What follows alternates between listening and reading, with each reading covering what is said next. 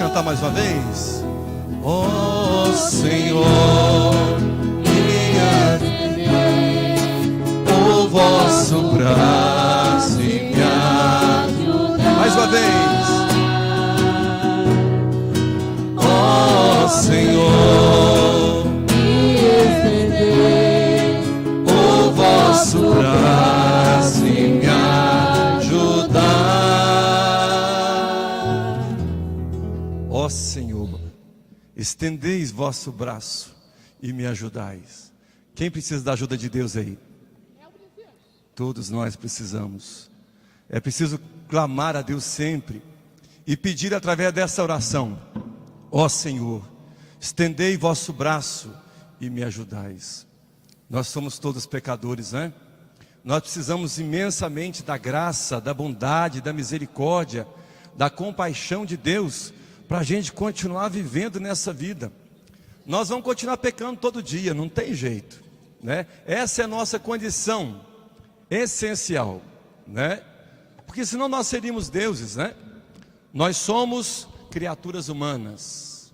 Mas o bonito do ser humano não é a capacidade de errar, é a capacidade de se arrepender e acertar a vida, né?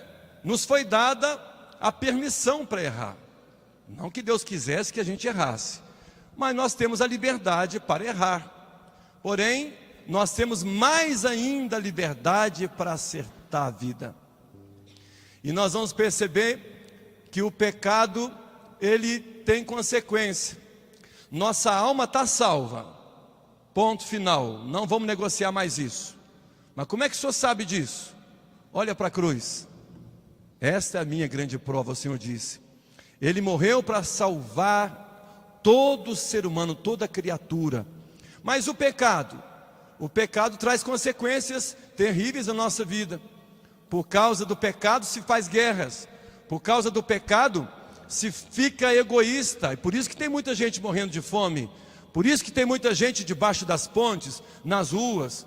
Por isso que às vezes tem países que vivem em situação de petição de miséria. Ainda esses dias, eu passando aqui perto da rodoviária, eu vi um amigo, não sei se ele está aqui na igreja, venezuelano, não é? Se ele estiver aqui, eu abraço ele com carinho. Mas ele estava fazendo malabarismos e pedindo uma ajuda. Eu às vezes gosto sempre de deixar algumas moedas minhas, sempre lá naquele suporte do carro ali perto da marcha. Sempre alguém pede alguma coisa. E a gente precisa sempre ajudar quem precisa. Sempre. Dom Luciano ensinou isso para nós. Quando alguém te pedir alguma coisa, você tem que ajudar.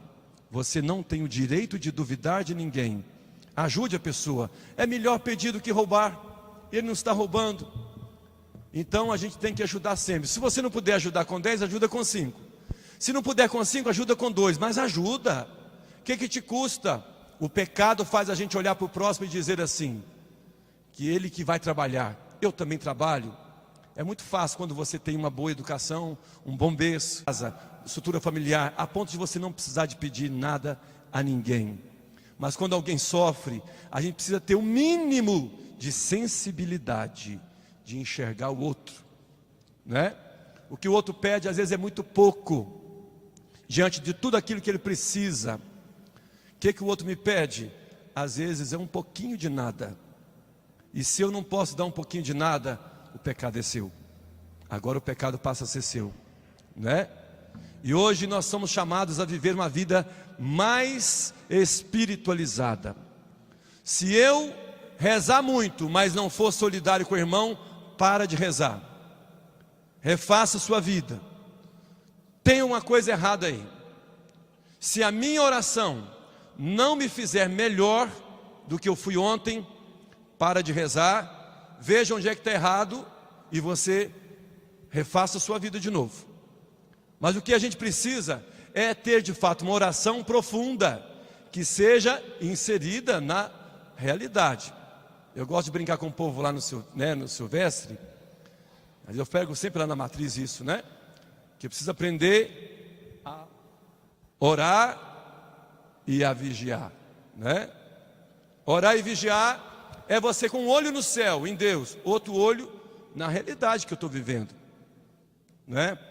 Nós temos que então, eu disse que se minha alma está salva, eu preciso cuidar da vida. A vida humana, a vida biológica, eu preciso cuidar dela. Eu preciso cuidar de quem está sozinho, desamparado, levar alegria para quem está triste. Levar, por exemplo, a saúde para quem está doente. Tem gente que não serve para visitar ninguém, doente nenhum. Não dá conta de visitar doente. Tem umas pessoas que são meio desparafusadas, vocês já perceberam? Vai visitar doente, chega perto da pessoa e fala assim: nossa, comadre, mas você está acabada, né? Nossa, mas você está branca, né? Como é que você vai visitar um doente desse jeito? Você vai levar o doente mais para o buraco ou sarar o doente? Você tem que levar saúde, ânimo. Tem que levar alma. Ânima do latim é alma. Então ânimo, esperança para ele. Encha ele de esperança, né? Você vai sair dessa, meu filho. Você vai sair, porque a fé tem um poder imenso de curar as pessoas. Sabia quando você impõe suas mãos sobre o outro? Isso até eu li no artigo, uma pesquisa científica, dizendo sobre isso, que quando você coloca sua mão sobre alguém, isso aí é avaliação científica, hein? Você põe a sua mão sobre alguém, você passa sua energia boa para ela. Então imagina quando você faz isso com os olhos da fé. Quando você tem, né, uma fé de que se você tocar em alguém, rezar para ele, por ele, e você querer que ele fique bom, Jesus disse que se vocês seguirem os meus mandamentos, se vocês permanecerem em mim, vocês farão coisas iguais às minhas e até maiores do que as minhas. Imaginem, esse poder nos foi dado já desde o batismo, hein? Desde o batismo. E é também lá no batismo que já recebemos a nossa vocação. A vocação à vida. E depois vem as vocações específicas, né? Que já está conjuntamente. A vocação a qual Deus nos chama para viver uma vida santa nesta terra. Uma vida, né, do bem, para vivenciar o bem todo dia, levar o amor às pessoas. O que pode exorcizar o coração do outro, a maldade, é o amor, gente. Todo filho que deu errado, ele só vai ser curado pelo amor. Então, se eu tenho uma vocação, no meu caso, vocação sacerdotal, minha e do Padre Paulo, se eu tenho, por exemplo, essa vocação sacerdotal, eu preciso usufruir de tudo aquilo que Deus nos dá através dela, da vocação sacerdotal, para curar o povo. Não me custa nada impor as mãos sobre alguém, não me custa nada rezar por alguém.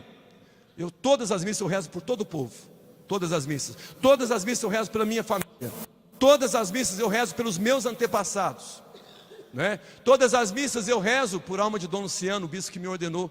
Eu fui o último ordenado por ele na diocese. Eu rezo sempre por ele. Todas as missas eu rezo pelas vocações, porque se o mundo perder as vocações, quem vai nos anunciar a palavra?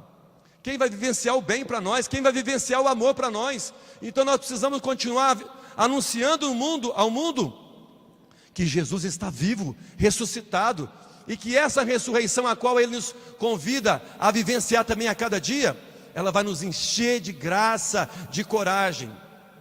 Vamos retomar aqui os textos lá, né, do período pascal, que nós estamos ainda dentro dele.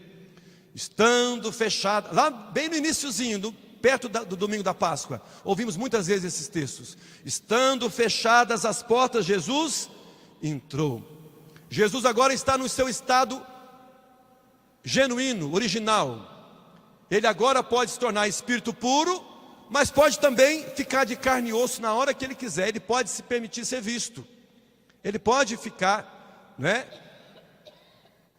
pode ser visto pelo olho humano, mas pode desaparecer quando quiser. Então Jesus tem o poder, né, de estar nessas duas situações ao mesmo tempo. Então Jesus, ele ultrapassa a parede agora e vai fazer o seguinte assim, ó. Soprou sobre os apóstolos e Maria Santíssima o Espírito Santo, dizendo: a paz esteja convosco. Gente, será que é possível a gente ter paz neste mundo totalmente turbulento, cheio de barulho, de parafernália, muitos carros passando para lá e para cá, e muito som, uma poluição sonora muito grande? Ainda domingo, Jesus falou o seguinte: não vos perturbeis o vosso coração. Será que é possível hoje ficar sem perturbar o coração? Com tantas tribulações, tantas doenças, inclusive a pandemia trouxe síndrome do pânico, ansiedades, depressões, medos. Ele mesmo que vai dizer para nós: não tenham medo, não tenham medo, eu sopro sobre vocês o Espírito Santo. A liturgia pascal é a liturgia da coragem, da ressurreição para uma vida nova, é a liturgia da esperança, onde Jesus, Ele incita em nós a esperança de novo. Os apóstolos estavam fechados, com medo dos judeus. O que eles fizeram? Quando Jesus desaparece de novo, eles saem dali, destemidamente. O medo já não mais fazia parte da vida deles, né? Muito cuidado quando você fala assim: eu tenho medo de qualquer coisa. Muito cuidado. Eu sempre digo essa palavra assim: eu não tenho medo de ninguém e não tenho medo de nada. Repita comigo. Quem está ressuscitado em Jesus não tem mais medo de nada. Se você tem medo de alguém ou das pessoas, medo de ficar no meio de muita gente, você precisa então de oração, mas uma oração profunda, que entranha em você a graça, a força e a coragem de Deus, né? Os discípulos então começaram a pregar para todos os cantos, para todos os lados. Veja a primeira leitura de hoje. Paulo e Silas estavam sendo perseguidos pelos judeus, um grupo lá dos fariseus, né? Que mandaram prender Paulo e Silas, e eles ficaram na prisão em oração. De repente houve um terremoto, as portas todas se abriram. O carcereiro falou assim: e agora? Eu que cuido desse povo, às vezes né, deve ter sido mal com os presos, porque estavam presos, né? Eu podia xingar, não estava nem aí. Porque o preso não podia fazer nada com ele, estava preso mesmo. E agora? As portas todas se abriram. O que ele fez? Já desembanhou a espada e já ia, cortar a própria cabeça. Mas Paulo e Silas diz o seguinte: calma, meu amigo, meu irmão, nós não saímos, nós estamos aqui dentro. Não precisa entrar em pânico e desespero. Nós estamos aqui quietinhos aqui, nós não saímos daqui. Mas aí o carcereiro chegou lá, né? E Paulo acalmou o coração dele. Você não vai suicidar, você não vai fazer isso, né? Eu quero te apresentar o Deus que salva e que liberta. Você não precisa mais ficar nesse tipo de serviço aqui não. E ele conduziu os dois para fora da prisão, os levou para a casa deles, e ele cuidou das feridas dos dois, porque os dois foram açoitados, Paulo e Silas, antes de serem presos. Paulo anunciou para ele o evangelho de Cristo, o evangelho da esperança, da paz. E eles então, ele se converteu, como também toda a sua família, e foram batizados, né? Quando você leva o amor de Cristo para as pessoas, você exorciza do coração delas toda a maldade, todo o medo. E quando você perde o medo, meu filho, agora você não tem mais preguiça de nada, você não tem medo de nada. Você leva o evangelho lá no presídio, você leva o evangelho lá na casa de prostituição, na zona, você leva o evangelho na boca de fumo. Eu conheci muitas pessoas corajosas que levavam o evangelho para o dono da boca do fumo. Eu aplaudo qualquer cristão que faça uma coisa dessas. Estar perto daqueles que ninguém quer estar perto, ou não tem coragem de estar perto. Porque é muito fácil a gente evangelizar o seu filho, que já é católico, que é cristão. Evangelizar o vizinho, que também já nasceu na igreja. Agora você evangelizar alguém que está distante da igreja, distante do evangelho, e você mostrar para ele que ele é filho de Deus, que ele também está dentro do projeto salvífico de Cristo, ele não está fora. Por isso, por que ele está desprezando a graça de Deus? Por que ele despreza a missão do Cristo e faz outro tipo de missão, que não constrói nada, que não leva a nada, pelo contrário, leva sim à morte das pessoas. Então, eu não sei qual que é a vocação que você foi chamado. Todo mundo foi chamado à vida, mas cada um tem uma vocação especial. Essa vocação é para ser colocada a serviço da comunidade. Os catequistas, vocês são chamados, convocados por Deus para ecoar os ensinamentos de Jesus no mundo. Vocês têm uma missão belíssima, que é de incutir no coração da criança a semente do Evangelho. A educação da mãe e do pai é tão importante quanto da primeira catequista. Muito cuidado que vocês vão ensinar para uma criança. Eles vão aprender para o resto da vida. Vocês são os semeadores da palavra. Vocês são responsáveis por plantar. Talvez outros que vão colher. Mas vocês são os plantadores, os agricultores, né, do reino. Vocês vão plantar a semente do Evangelho, que é a semente do amor, a semente da esperança, a semente da fraternidade, a semente da santidade. Mas como toda semente, precisa ser regada, adubada, precisa às vezes dar uma capinada em volta, tirar tudo aquilo que vai atrapalhar aquela planta de crescer, aquela semente de crescer. Precisa ajudar as crianças. Primeiramente, chamar os pais. Os pais hoje em dia, muitos não estão querendo saber de nada, né? Primeiro, até quando chega a hora de escola, eles falam assim: graças a Deus, meu filho foi para a escola, né? Primeira coisa, mandando o filho para lá, graças a Deus, alguém vai cuidar desse menino. Na hora de ir para a igreja, o pai acha ruim porque está demorando demais a catequese, que Nossa Senhora, meu filho já tem 2 anos, e que até hoje não fez primeiro Eucaristia, como é que eu vou fazer? Eu vou morrer. Vai coisa nenhuma.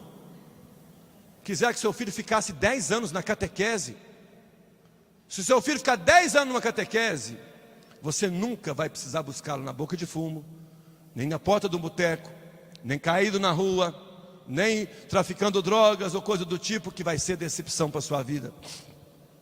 Mas tem muito pai que é muito desesperadinho. O filho tem que fazer primeiro Eucaristia, nem está preparado direito, quer que empurra aquilo para frente, para tirar um peso das costas dela ou dele. Os pais parecem que estão perdendo, né, a sua missão, deixando a sua missão de lado. O catequista não pode deixar de anunciar o Evangelho, mas também não pode fazer o papel dos pais, né? Os pais não podem esquecer da sua missão de evangelizar os filhos, né? Essa questão de rezar tem que aprender em casa. Eu gosto muito de cobrar de todas as crianças da catequese, né? Aprender a decorar as orações. Por que não pode? Pode, precisa. Ensina o seu filho a rezar. Se você não ensinar para ele a rezar, ele vai aprender um punhado de bobajada do mundo, que o mundo vai obrigar ele a decorar. Um punhado de bobajada para ir afora. Então, a vocação, ela precisa ser cultivada todo dia, né? Para que ela cresça e floresça. Se eu não cuidar da vocação, ela vai se perdendo com o tempo. Eu preciso, essa questão de regar aí, é oração, é adoração, é ir para a missa, é você escutar a palavra, né? É você escutar o Evangelho, aprender de Deus qual que é a vontade de Deus para a minha vida. Por mais que o pecado fique gritando dentro de mim, eu preciso continuar escutando a palavra, porque eu preciso ir arrancando de mim. São Paulo fala: não vos conformeis ao pecado. Não fica conformado ao pecado. Ah, padre, eu acho que isso nem é pecado mais. Olha o perigo. Já está aceitando o pecado, já está achando que isso é coisa rotineira. Ah, padre, mas todo mundo faz.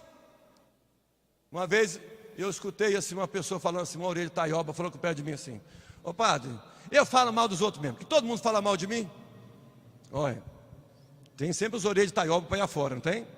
Né? Os cabeças de bague que quer pegar de um silogismo falso o ensinamento, né? A pessoa pegou um ensinamento errado, querendo colocar aquilo como se fosse um ensinamento verdadeiro para todo mundo, e não é.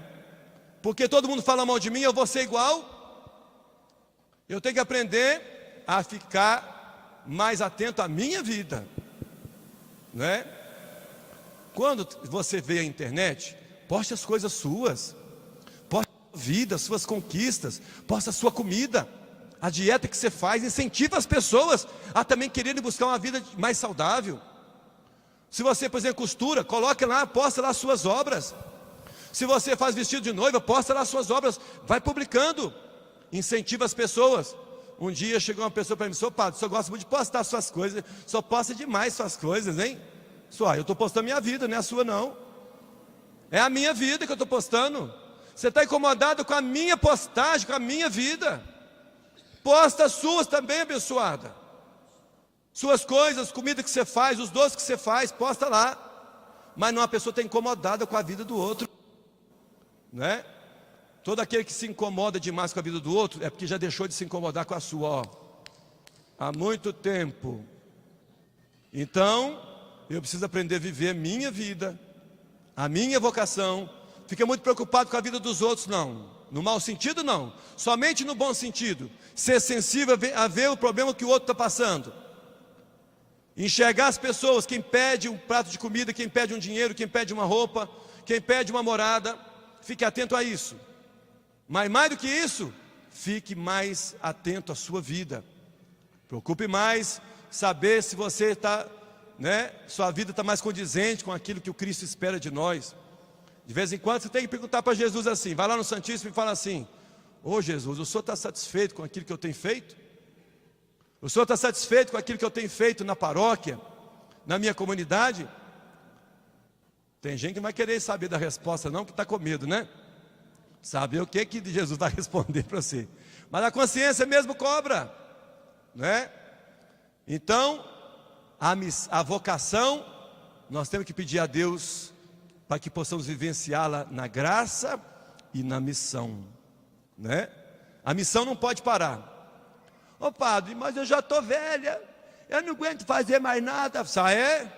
Pode continuar fazendo sua missão. Se você está idoso, não aguenta fazer muita coisa, então agora comece a rezar sempre pela igreja, pelas vocações, por aqueles que evangelizam, porque nós seremos sempre muito perseguidos.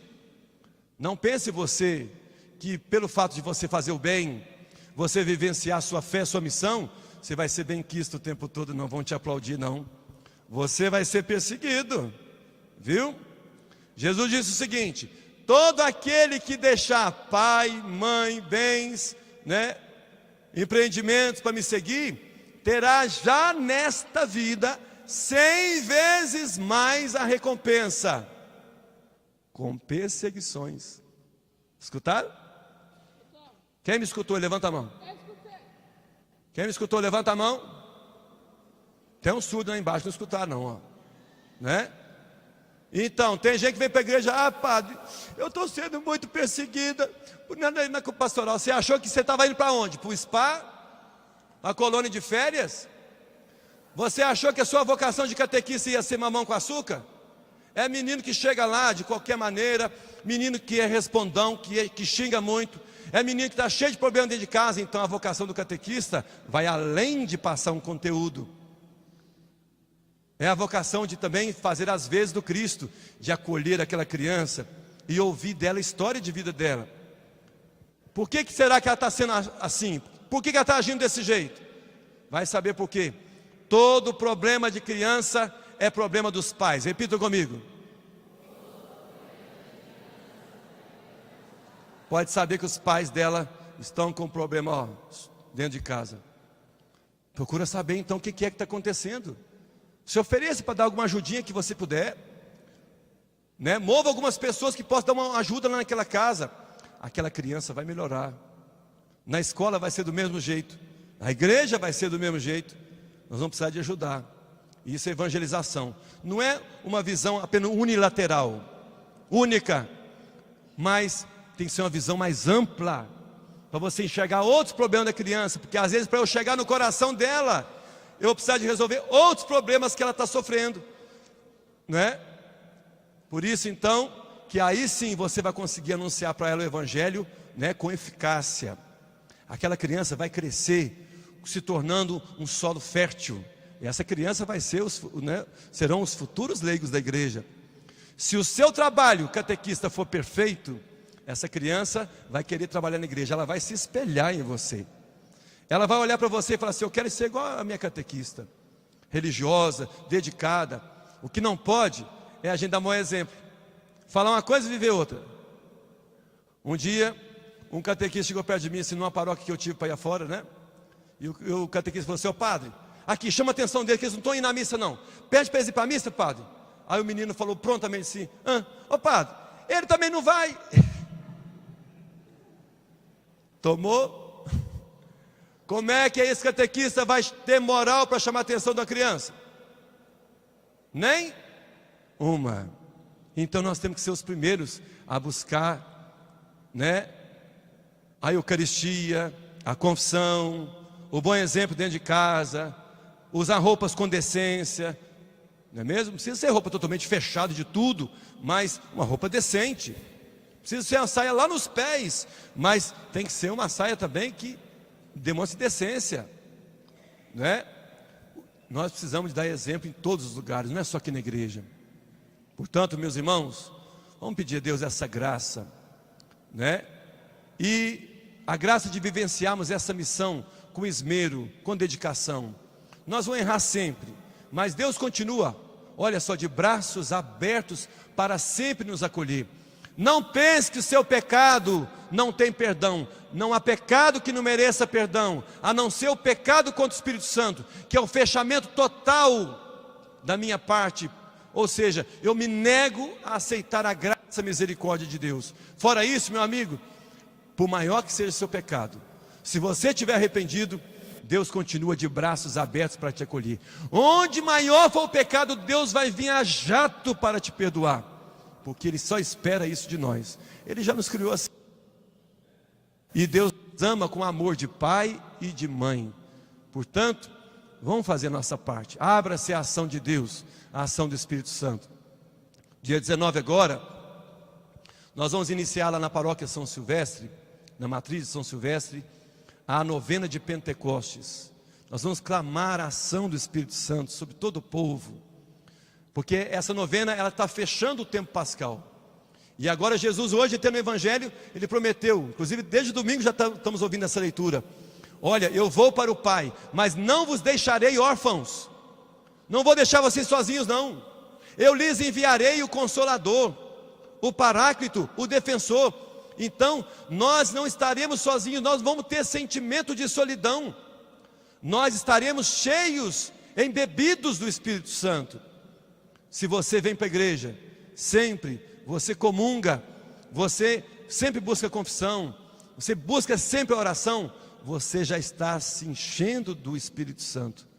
E agora a sua oração começa a causar efeitos, né, na sua vida. Você começa a olhar mais para o irmão, né, para a irmã, você começa a ser mais sensível à realidade dele, você começa a perceber a realidade da igreja, você começa agora, eu quero ser dizimista, porque Deus não precisa do nosso dinheiro. Deus vai te dar uma graça, ou as graças que você precisar, se você for dizimista ou se você não for dizimista. Deus vai te ajudar do mesmo jeito.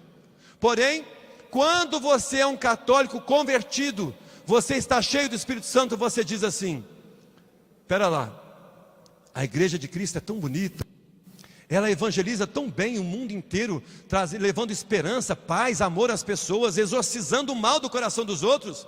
Eu também quero colaborar com essa obra, eu também quero ajudar essa obra. Então o seu dízimo, ele é muito mais do que uma contribuição, ele é o sinal da sua conversão. Por isso que você precisa ser dizimista, por isso que você precisa chegar a esse ponto de conversão, porque todos nós precisamos, né, colaborar sim, ajudar essa obra a se expandir e chegar nos 4 cantos da cidade de Viçosa, nos 4 cantos do planeta, para que mais e mais pessoas também abandone a tibieza, a frieza espiritual e volte o seu coração para Deus.